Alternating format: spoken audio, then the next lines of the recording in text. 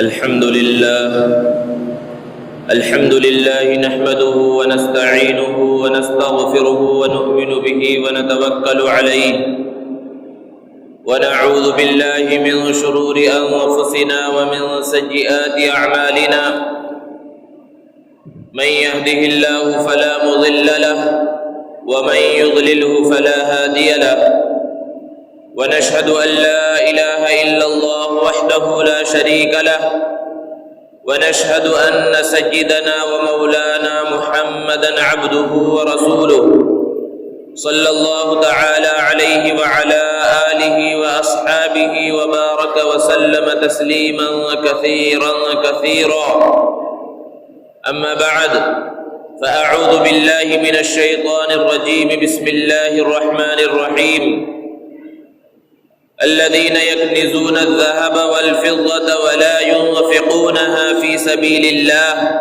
فبشرهم بعذاب أليم وقال الله تعالى أقيموا الصلاة وآتوا الزكاة وأقرضوا الله قرضا حسنا وما تقدموا لأنفسكم من خير وتجدوه عند الله هو خيرا وأعظم أجرا واستغفر الله ان اللہ غفور رحیم صدق اللہ مولانا العظیم۔ معزز سامعین کرام، بزرگوں اور دوستوں، اللہ رب العزت نے ہمیں ایمان کی دولت سے سرفراز فرمایا ہے۔ اس کا تقاضا یہ ہے کہ اللہ رب العزت کا ایک اچھا بندہ، سچا پکا بندہ بنا جائے۔ اللہ رب العزت کے سچے بندے بننے کے لیے دو چیزیں ضروری ہیں۔ ایک یہ ہے کہ پروردگار عالم سے اپنا تعلق مضبوط کر لیا جائے، اور دوسرا یہ ہے کہ اللہ رب العزت کی مخلوقات کے ساتھ بھی اپنے تعلق کو جوڑ لیا جائے۔ جہاں تک پہلی بات کا تعلق ہے تو یہ نماز سے حاصل ہوتا ہے، جیسا کہ قرآن میں ہی اللہ نے ارشاد فرمایا وَاسْجُدْ وَاقْتَرِبْ کہ سجدہ کر اور قربت کو حاصل کر لے۔ تو نماز سے انسان کا تعلق اللہ رب العزت کے ساتھ جڑ جاتا ہے، اور دوسری چیز جو ہے وہ حاصل ہوتی ہے انفاق فی سبیل اللہ سے، اللہ کی راہ میں مال خرچ کرنے سے،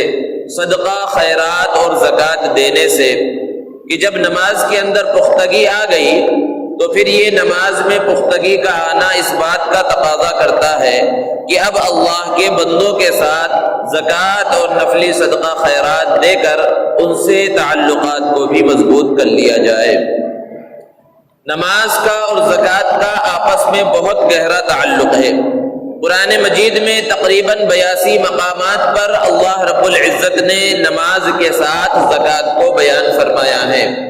اقیموا الصلاۃ وآتوا الزکاۃ، مختلف مقامات پر اللہ رب العزت نے ارشاد فرمایا۔ اسی طرح اللہ تبارک و تعالی نے انداز بدل کر، اسلوب بدل کر انفاق فی سبیل اللہ کی راہ میں مال خرچ کرنے کی اہمیت اور فضیلت کو بھی بیان فرمایا۔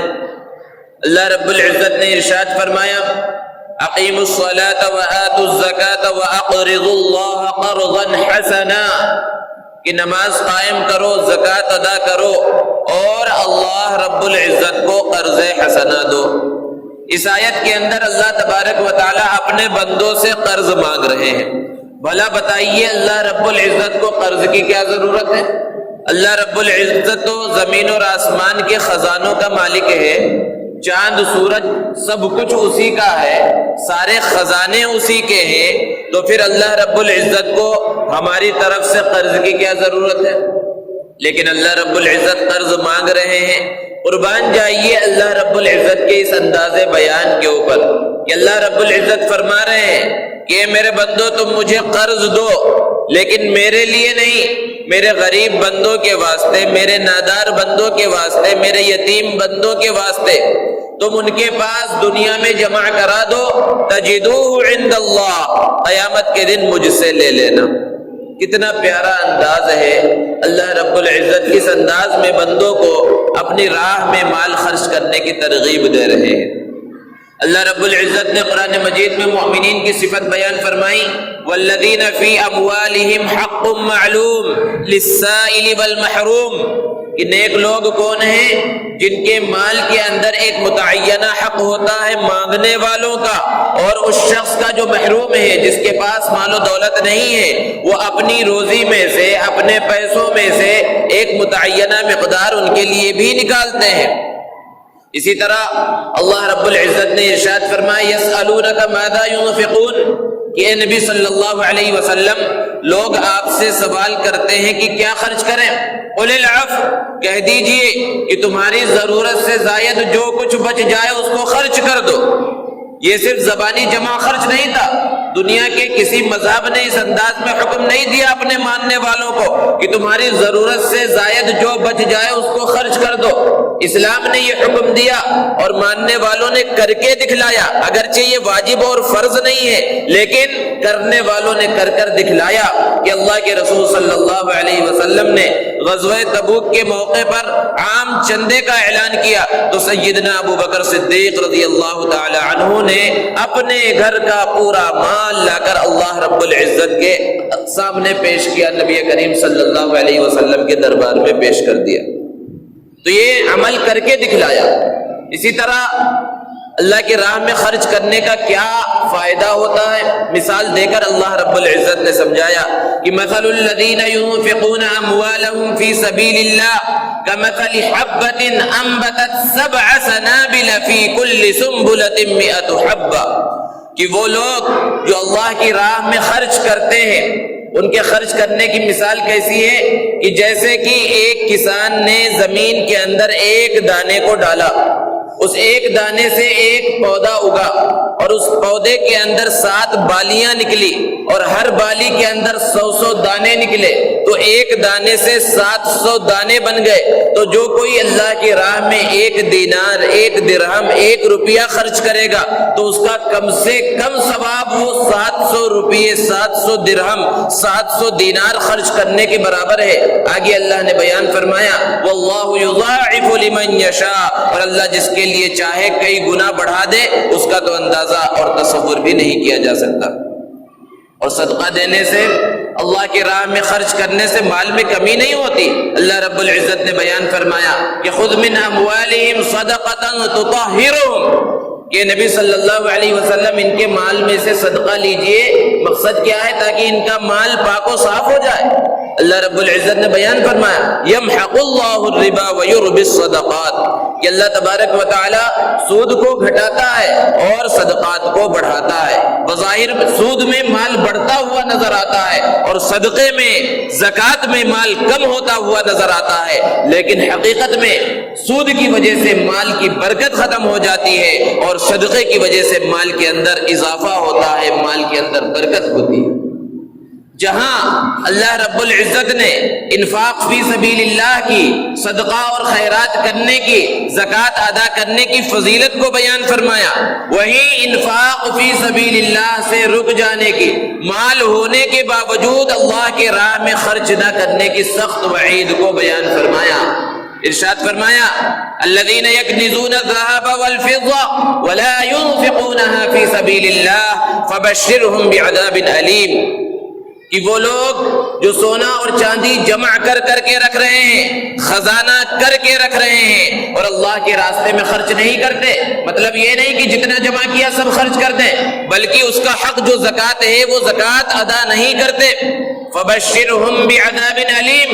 انہیں ایک دردناک عذاب کی خبر دے دیجئے۔ اور یہ کب ہوگا یہ دردناک عذاب؟ اگلی آیت میں اللہ نے ارشاد فرمایا یوم یحمى علیہا فی نار جہنم،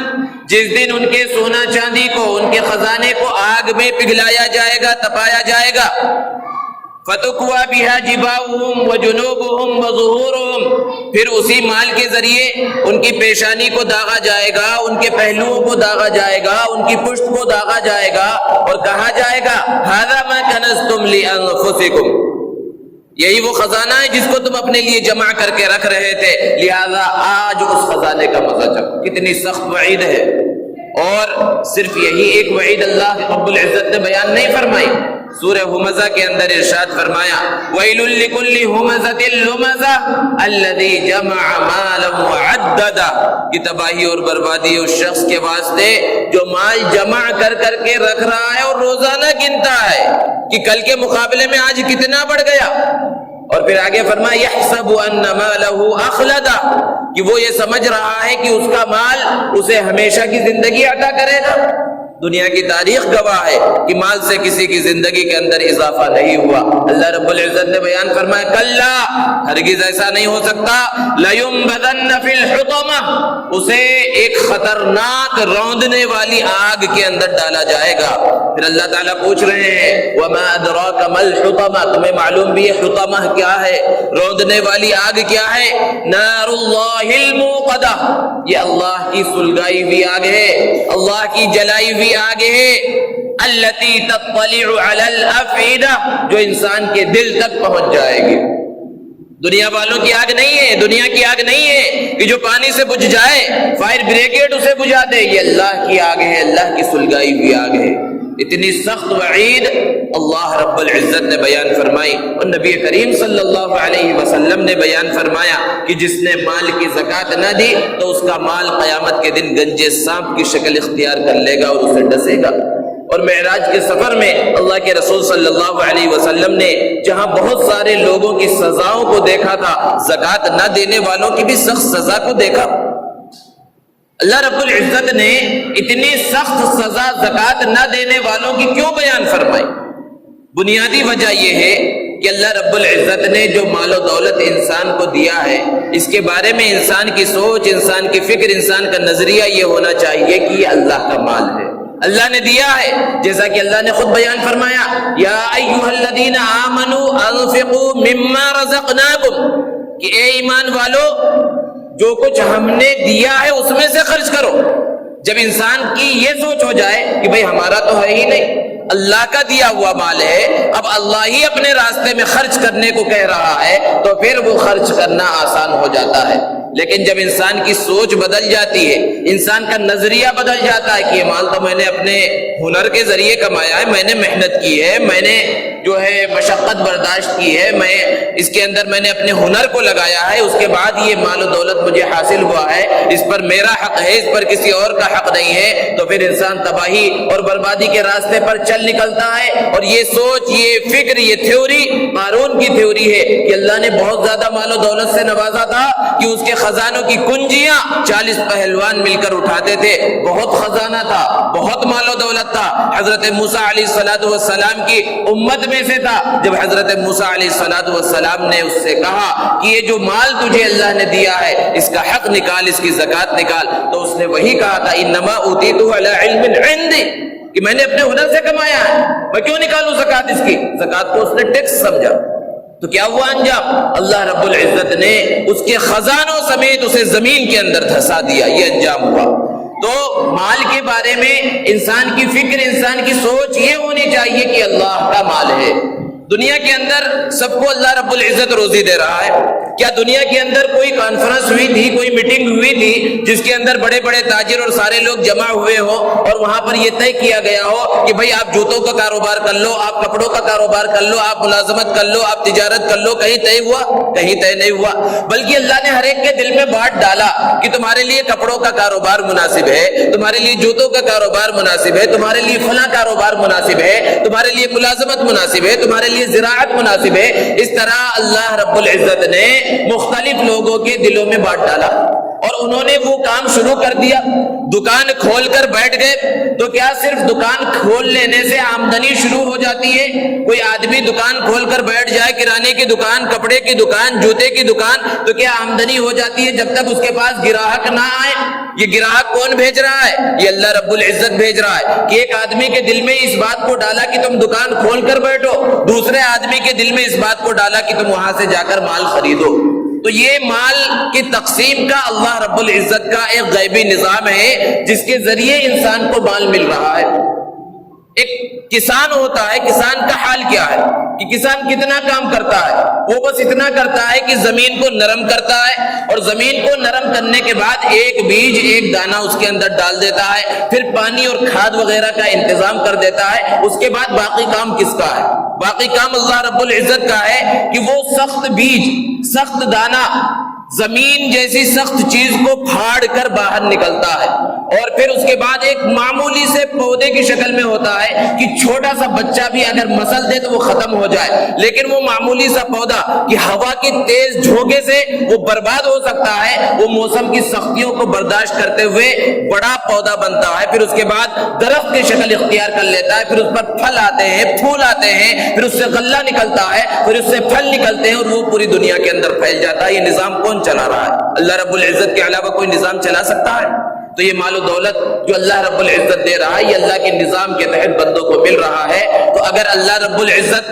یہ کہتے کہ جو کچھ ہم نے دیا ہے اس میں سے 97.5% اللہ کے راستے میں خرچ کر دو، اور 2.5% اپنے پاس رکھ لو، تو کوئی ظلم نہیں ہوتا، کیونکہ اللہ نے دیا ہے، اللہ نے اپنے نظام کے تحت دیا ہے۔ لیکن اللہ رب العزت بڑے رحیم ہے، بڑے کریم ہے، بندوں کی پریشانیوں کو جانتے ہیں، بندوں کی ضرورتوں کو جانتے ہیں۔ اللہ رب العزت نے کیا حکم دیا کہ جو کچھ مال ہم نے دیا ہے دنیا میں تم مالک ہو اس کے،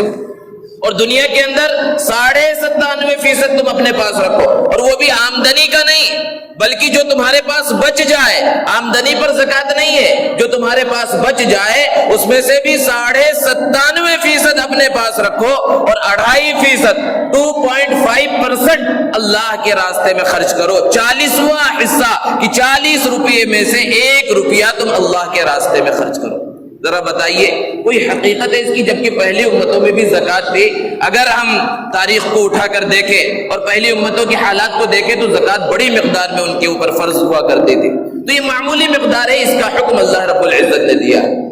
مسلمانوں میں جو مالدار ہیں ان میں سے ایک بہت بڑا طبقہ ایسا ہے جو زکوٰۃ ادا ہی نہیں کرتا، اور یہ یقینی بات ہے، کیونکہ اگر سارے مالدار زکوٰۃ ادا کرے تو کوئی غریب نہ رہے، کیونکہ یہ اللہ کا بنایا ہوا نظام ہے زکوٰۃ کا۔ تو ایک بہت بڑا طبقہ وہ ہے جو زکوٰۃ ادا ہی نہیں کرتا، لیکن مسلمانوں کا ایک بہت بڑا طبقہ ایسا بھی ہے جو زکوٰۃ ادا کرتا ہے لیکن صحیح انداز میں زکوٰۃ ادا نہیں کرتا، حساب لگا کر زکوٰۃ ادا نہیں کرتا۔ جس طرح نماز انسان پڑھتا ہے اور نماز کو عبادت سمجھتا ہے، اور ایک ایک مسئلہ جو ہے علماء سے معلوم کرتا ہے، کچھ غلطی ہو گئی تو فوراً جا کر پوچھتا ہے میں اس طرح نماز پڑھ رہا تھا، یہ ہو گیا تو سجدہ سو کرنا ہے یا نہیں کرنا ہے، میری نماز ہوئی یا نہیں ہوئی، لوٹانا ہے یا نہیں لوٹانا ہے۔ زکوٰۃ کے بارے میں اتنے مسائل نہیں معلوم کیے جاتے، حالانکہ جیسے نماز ہے فرض ویسے ہی زکوٰۃ بھی فرض ہے، جیسے نماز اسلام کی بنیاد ہے ویسے زکوٰۃ اسلام کی بنیاد ہے۔ تو زکوٰۃ کو معلوم کر کے وہ طبقہ زکوٰۃ ادا نہیں کرتا، اندازے سے زکوٰۃ نکال دیتا ہے کہ کون جائے پورے اسٹاک کو چیک کرنے اور ایک ایک روپے کا ایک ایک چیز کا حساب لگانے کے واسطے۔ تو اگر اندازے سے زکوٰۃ نکالی گئی اور وہ زکوٰۃ پوری نکل گئی، جتنی نکلنی تھی اس سے یا اس سے زیادہ نکل گئی، تو اللہ رب العزت کی ذات سے امید ہے کہ اللہ تعالیٰ اسے قبول فرما لیں گے۔ لیکن اندازے سے زکوٰۃ نکالی گئی، اپنے پورے مال و دولت کا حساب نہیں کیا گیا، پورے اسٹاک کو چیک نہیں کیا گیا، اندازے سے زکوٰۃ نکال دی گئی اور جتنی زکوٰۃ نکلنی چاہیے تھی اس سے 1 روپیہ کم نکلی، 1 روپیہ اپنے مال کے اندر باقی رہ گیا، تو یہی 1 روپیہ پورے مال و دولت کی تباہی اور بربادی کا سبب بن سکتا ہے۔ تو اس لیے زکوٰۃ کو سمجھ کر، زکوٰۃ کو سیکھ کر، زکوٰۃ کو معلوم کر کے، زکوٰۃ کا حساب کر کے پھر زکوٰۃ نکالنی چاہیے۔ اور زکوٰۃ ایک ایسا فرض ہے جس کو اللہ رب العزت نے ہر ایک پر فرض نہیں فرمایا ہے، بلکہ اللہ تبارک و تعالیٰ نے ایک نصاب مقرر فرمایا ہے کہ جو اس نصاب کا مالک ہوگا اس پر زکوٰۃ فرض ہوگی، اور جو اس نصاب کا مالک نہیں ہوگا اس پر زکوٰۃ فرض نہیں ہوگی۔ اور نصاب کیا ہے کہ اگر کسی شخص کے پاس 52.5 تولہ چاندی کی بقدر مالیت ہے، وہ مالیت نقد روپے پیسوں کی شکل میں ہو یا پھر سونے چاندی اور زیورات کی شکل کے اندر ہو یا مال تجارت کی شکل میں ہو، اور اس پر سال گزر چکا ہو، تو اس شخص کے اوپر زکوٰۃ فرض ہوتی ہے۔ सोने का निसाब अलग है, चांदी का निसाब अलग है। अगर सिर्फ सोना है तो 7.5 तोला सोना, कि इंसान के पास 7.5 तोला सोना हो या 52.5 तोला चांदी। 7.5 तोले सोने की रकम और मिकदार बहुत ज्यादा होती है, और 52.5 तोला चांदी की मिकदार बहुत मामूली होती है, 20-22 हजार रुपए ही होती है। तो सोने का निसाब देखा जाएगा या चांदी का निसाब देखा जाएगा, इसमें इस बात को समझने की जरूरत है कि अगर एक इंसान के पास सिर्फ सोना है, नकद रुपया पैसा नहीं है, उसके पास जर्रा बराबर चांदी नहीं है, तो ज़कात उस पर उस वक्त फर्ज होगी जबकि सोना 7.5 तोले तक पहुंच जाए। लेकिन अगर सोने के साथ साथ नकद रुपया पैसा है या थोड़ी सी भी चांदी है, तो फिर उस निसाब को चांदी की तरफ फेर दिया जाएगा और देखा जाएगा कि ये सोना और नकद मिलाकर या सिर्फ सोना चांदी के साथ 52.5 तोला चांदी की मिकदार को पहुंच रहा है या नहीं पहुंच रहा है। तो 1 तोला सोना भी होगा और उसके साथ थोड़ी सी चांदी होगी, थोड़े से पैसे हो या ना हो, वो साहिबे निसाब बन जाएगा, क्योंकि 52.5 तोला चांदी मार्केट में आजकल जो है 20-22 हजार में मिल जाती है। तो जिसके पास 20-22 हजार रुपए उसकी जरूरियात से जायद बचे हुए हैं, तो उसके ऊपर ज़कात फर्ज है। इस बात को अच्छी तरह से समझने की जरूरत है। और फिर माल के ऊपर साल गुजर गया हो, लेकिन ये बात भी समझना चाहिए कि हर माल के ऊपर साल का गुजरना जरूरी नहीं है। आम तौर पर लोग ये समझते हैं कि हर माल के ऊपर साल गुजर जाए, ऐसा नहीं है। बल्कि मिसाल से इसको समझा जा सकता है कि एक आदमी जब पहली मर्तबा साहिबे निसाब हुआ और उसके माल पर 1 साल गुजर गया और 1 रमजान को उसके ज़कात निकालने की तारीख है, 1 रमजान को जब वो ज़कात का हिसाब कर रहा है और 1 साल गुजर गया, तो उसके पास 1 लाख रुपए है। उसने इस रमजान में 1 लाख रुपए की ज़कात निकाली। अब फिर जब अगला 1 रमजान आ रहा है और 1 लाख ही रुपए हैं, तो 1 लाख रुपए पर ज़कात निकलेगी। लेकिन 1 रमजान से 2-3 दिन पहले 50 हजार कहीं और से आ गए, तो अब ये समझना कि इस रमजान को तो सिर्फ 1 लाख की ज़कात निकालेंगे, इस 50 हजार की ज़कात नहीं निकालेंगे क्योंकि इस पर साल नहीं गुजरा, इस पर तो फिर अगले साल जो है निकालेंगे क्योंकि 1 साल गुजरना है। ये गलत फहमी है। हर माल पर साल गुजरना जरूरी नहीं। एक बार जब साल गुजर गया, एक बार जब आदमी साहिब निसाब हो गया, तो दरमियान में जितना भी आ रहा है या जा रहा है, अल्लाह ने उसको माफ फरमा दिया है। अगर 1 लाख के बजाय 50 हजार हो जाते, 50 हजार खर्च हो जाते, तो 1 लाख पर नहीं निकालना था, 50 ही पर निकालना था। इसी तरह दरमियान में जितनी भी आमदनी होती रही और जितना महफूज रहा, और 1 तारीख को जितने माल का वो मालिक है, उस पूरे पर ज़कात का निकालना जरूरी है। ज़कात जैसा कि अभी गुजरा कि 3 चीजों के ऊपर फर्ज है। सिर्फ 3 तरह के माल है। हर तरह के माल पर, यह भी अल्लाह का फजल है कि हर तरह के माल पर अल्लाह रब्बुल इज्जत ने ज़कात को फर्ज नहीं फरमाया। इस्तेमाल की चाहे जितनी चीजें हो, कीमती से कीमती चीज हो, लाखों करोड़ों रुपए की गाड़ियां हो, उम्दा से उम्दा बिल्डिंग हो, बंगला हो, उसके ऊपर ज़कात नहीं। हाँ, वो सब चीजों की वजह से आमदनी हो रही है और वो बच जा रही है, महफूज हो रही है और वो ज़कात के निसाब को पहुंच रही है, तो उसके ऊपर ज़कात फर्ज है। सबसे पहली चीज नकद रुपया पैसा, चाहे जिस शक्ल में हो, चाहे इंसान के पास नोटों और सिक्कों की शक्ल में हो या बैंक बैलेंस की शक्ल में हो, किसी भी शक्ल में मौजूद हो, उसके ऊपर ज़कात फर्ज है। दूसरी चीज सोना चांदी, वो चाहे जिस शक्ल में हो, चाहे बिस्किट की शक्ल में हो या लॉकर के अंदर रखे हुए हो या औरतों के जेवरात की शक्ल में हो, और वो उसको इस्तेमाल भी करती हो, उस पर भी ज़कात फर्ज है। बहुत से लोग ये समझते हैं कि जो कि सोना चांदी अगर औरतें इस्तेमाल कर रही हैं तो इस्तेमाल की चीजों पर ज़कात नहीं। ऐसा नहीं है। सोने चांदी को अगर इस्तेमाल भी किया जा रहा है तो उसके ऊपर ज़कात फर्ज है। उसके अलावा जो दूसरे जेवरात है, कीमती से कीमती जेवरात हो सकते हैं, हीरे जवाहिरात है, प्लेटिनम है या दूसरी चीज है, अल्लाह रब्बुल इज्जत ने उस पर ज़कात नहीं फर्ज फरमाया। अगर वो इस्तेमाल के वास्ते, हाँ तिजारत के वास्ते है, तो उसके ऊपर ज़कात फर्ज है। तीसरी चीज है माल तिजारत,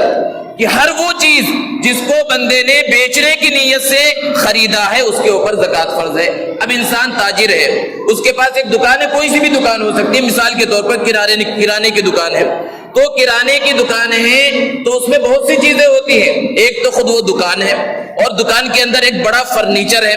और इसी तरह उसके अंदर फ्रिज है, दूसरी चीजें हैं। तो ये जो फर्नीचर है, ये जो दुकान है और दूसरे सामान है, इस पर ज़कात है। जो माल बेचने के वास्ते रखा गया है उसके ऊपर ज़कात फर्ज है। ये मिसाल है, हर दुकान को, हर कारोबार को इसी तरह समझा जा सकता है। इसका हिसाब किस तरह लगाया जाए? 3 सूरतें हैं इसके हिसाब लगाने की, ज़कात निकालने के वास्ते। एक हिसाब तो ये हो सकता है कि हर चीज की रिटेल प्राइस देखी जाए, ये बहुत मुश्किल है। और दूसरी सूरत ये कि इस पूरे माल का होलसेल रेट कितना है, اور تیسری صورت یہ ہے کہ اگر اس دکان کو ایک ساتھ ہم کسی کو بیچیں تو کتنے میں بک جائے گی، تو اس انداز میں بیچنے میں کم میں بکتی ہے، اس بات کی گنجائش ہے زکوٰۃ کا حساب لگانے کے وقت کہ اس تیسری صورت کو اختیار کر لیا جائے۔ بہتر تو یہ ہے کہ ہول سیل ریٹ لگایا جائے اور پھر جتنا بھی ہو رہا ہے 1,00,000 1.5 لاکھ روپے 2 لاکھ روپے یا کتنا بھی، اس کا 2.5% حصہ نکالا جائے۔ یہ کاروبار کے اندر ہے، چاہے کپڑے کی دکان ہو، جوتے کی دکان ہو، جتنی بھی چیزیں بیچنے والی رکھی ہوئی ہیں ان سب کا اس انداز میں حساب لگایا جائے گا اور اس کی زکوٰۃ نکالی جائے گی۔ اسی طرح تجارت کے اندر انسان نے زمینیں خرید رکھی ہیں، پلاٹ خرید رکھا ہے اور بیچنے کی نیت سے اگر خریدا ہے تو اس پر زکوٰۃ فرض ہے۔ ہاں، اس ارادے سے خریدا کہ آگے چل کر کبھی میں گھر بنا لوں گا، گھر بنا کر جو ہے اپنے بچوں کو دے دوں گا یا خود رہوں گا، تو اس پر تو زکوٰۃ فرض نہیں ہے۔ لیکن اگر بیچنے کا ارادہ ہے، اسی طرح گاڑیاں ہیں، بیچنے کی نیت سے خریدی ہے۔ بعض لوگوں کا کاروبار ہوتا ہے کہ سستے میں گاڑیاں خریدی اور کچھ فائدہ جو ہے لگا کر اس کو بیچ دیا تو یہ مال تجارت میں آ گیا، وہ استعمال میں شمار نہیں کیا جائے گا۔ تو پلاٹ وغیرہ کے اندر بھی یہی مسئلہ ہے۔ اور اسی طرح سونے چاندی میں اور پلاٹ وغیرہ میں زمینوں کو جو خرید رہا ہے، بیچ رہا ہے، اس میں زکوٰۃ جس دن نکال رہا ہے اس دن کی تاریخ کا اعتبار ہوگا۔ جب خریدا تھا اس دن کیا ریٹ تھا اس کا اعتبار نہیں ہوگا۔ بہت سے لوگ ہیں جنہوں نے 10-15 سال پہلے سونا چاندی خریدا تو سونے کا ریٹ اس زمانے میں 10,000 روپے تھا اور آج 30,000 روپے ہے، تو آج کے اعتبار سے حساب لگایا جائے گا۔ پلاٹ خریدا تھا 1 لاکھ روپے میں اور آج اس کی مالیت 4-5 لاکھ روپے ہے، تو جس دن زکوٰۃ نکال رہا ہے مارکیٹ میں اس کا کیا ریٹ چل رہا ہے وہ معلوم کر کے اس کے حساب سے زکوٰۃ نکالنا ضروری ہے۔ یہ مال تجارت کے اندر جتنی بھی چیزیں ہیں ان سب کو اس انداز میں حساب لگانا ہے۔ اسی طرح بعض لوگوں کی کمپنیاں ہوتی ہیں، فیکٹریاں ہوتی ہیں، تو کمپنی کے جو مالک ہیں، فیکٹریوں کے مالک ہیں، تو کمپنی کے اندر ایک تو کمپنی کی فیکٹری کی بلڈنگ ہے، اس پر زکوٰۃ نہیں۔ بڑی بڑی مشنریاں ہیں، چاہے وہ لاکھوں کروڑوں کی ہو، اس کے اوپر زکوٰۃ نہیں۔ کمپنی اور فیکٹری کی گاڑیاں ہیں جو سامان لانے اور لے جانے میں استعمال ہوتی ہے، اس پر زکوٰۃ نہیں۔ زکوٰۃ اس مال پر ہے جو خام مال ہے، ابھی تیار نہیں ہوا ہے، مٹیریل کی شکل میں ہے، یا جو تیار ہو چکا ہے، ان دونوں مال کے اوپر زکوٰۃ فرض ہے۔ جو تیار نہیں ہوا ہے، تیاری کے مراحل میں ہے یا تیار ہو چکا ہے کمپنی اور فیکٹری کے اندر، اس مال کا پورا کتنا ہوتا ہے، اس کی پوری کتنی مالیت ہوتی ہے، اس کا حساب لگا کر اس کی زکوٰۃ کو نکالا جائے گا۔